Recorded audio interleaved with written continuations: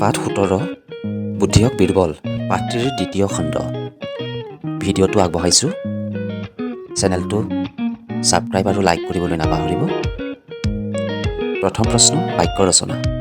প্ৰতিভা। ভূপেন হাজৰিকা এজন বহুমুখী প্ৰতিভাসম্পন্ন লোক। স্বৰচিত। মোৰ স্বৰচিত কবিতাটি আবৃত্তি কৰি প্ৰথম পুৰস্কাৰ পাবলৈ সক্ষম হ'লোঁ। বাক চাতুৰ্য।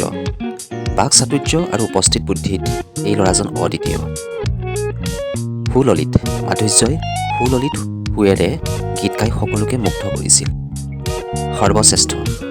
অসমীয়া সাহিত্যৰ সৰ্বশ্ৰেষ্ঠ বঁটাবিধ হ'ল অসম উপত্যকা সাহিত্য বঁটা।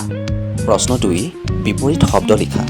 ল'ৰা ছোৱালী, বহি উঠি, পোহৰ আন্ধাৰ, ওলাল সোমাল, ৰাতি দিন, মিছা সঁচা, গুণ দোষ, মূৰ্খ জ্ঞানী, বুঢ়া বুঢ়ী, নিৰ্দয় দয়ালু, সৰু ডাঙৰ, জন্ম মৃত্যু, ওপৰ তল, কম বেছি।